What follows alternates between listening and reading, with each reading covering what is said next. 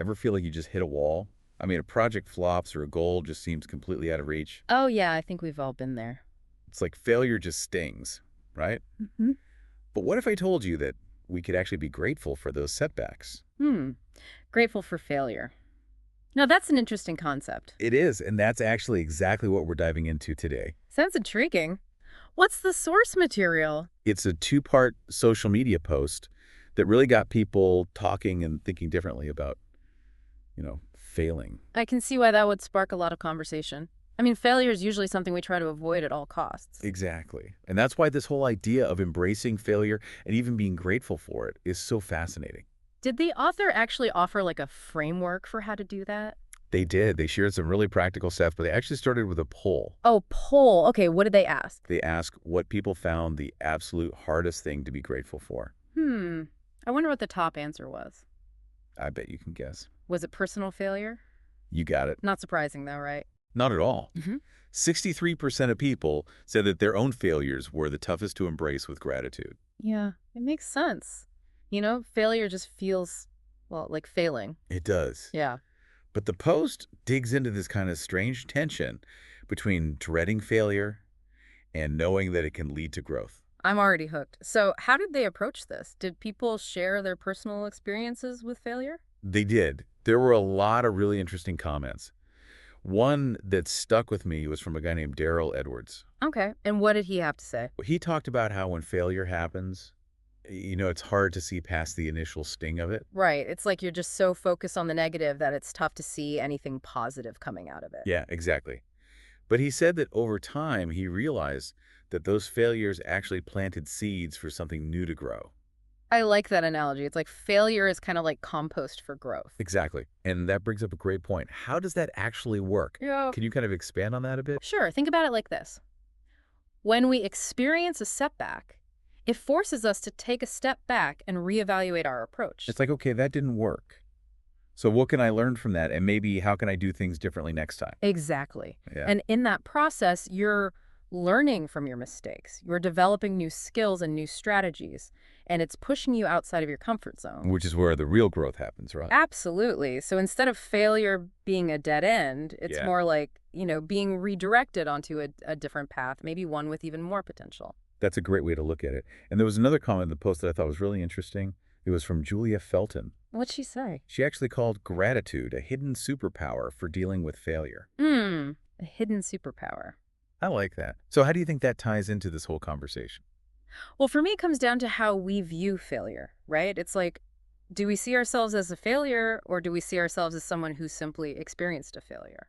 That's a really important distinction because when we tie our sense of self-worth to our achievements, which a lot of us do. Yes, we do. And when we fall short, our inner critic just goes into overdrive, telling us we're not good enough, not smart enough, whatever it might be. Yeah, we get stuck in that negative self-talk. Exactly. And that's where I think gratitude can be so powerful. It helps us detach from those self-defeating thoughts. So it's like gratitude is the antidote to that inner critic. I love that. The antidote to the inner critic. Yeah. Okay, so gratitude helps us rewrite the narrative around failure, but how do we actually put that into practice? I mean, do you just wake up one morning and decide to be grateful for all your past mistakes? It definitely takes more than just wishing it were so, right? Right. It does. And luckily, the post actually outlines a few specific steps that we can take to cultivate gratitude for failure. I'm all ears. Let's hear it. The post mentions reframing the narrative, zooming out to see the long-term growth, and then expressing gratitude through writing.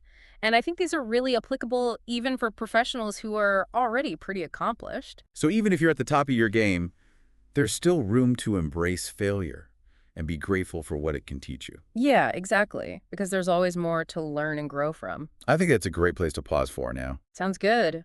We've definitely given everyone a lot to think about already. We have, and we'll pick back up in part 2 of this deep dive by breaking down those 3 steps in more detail, so stay tuned. All right, so we're back and ready to unpack those 3 steps for practicing gratitude for failure. Yes, let's dive in. Yeah, They sound pretty straightforward, but I think there's actually a lot of depth to them when you really start to explore them. I agree. So where do we begin? Well, the first step is all about reframing the narrative. right? Instead of seeing failure as this like full stop. Like the end of the world? Yeah, exactly. Hmm. What if we viewed it as a comma instead? Like a pause before a new sentence Oh, begins. I like that. So instead of thinking, oh, I messed up, that's it, I'm done, it becomes more like, okay, I messed up. What can I learn from this?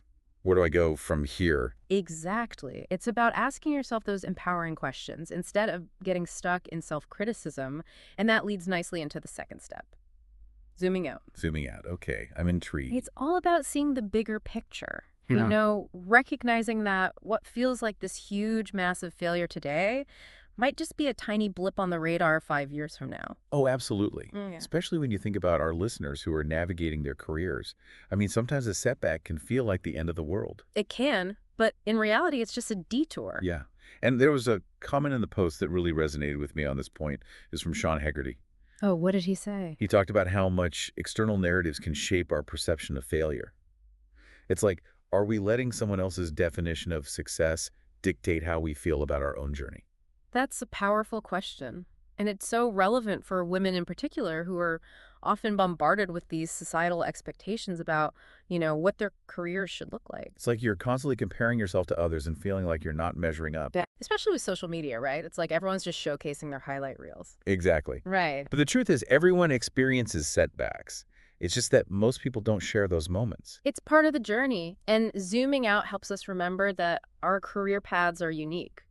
There's no single timeline for success. So it's about defining success on our own terms. Yes, and recognizing that those so-called failures are often the stepping stones that lead us to where we're truly meant to be. I love that.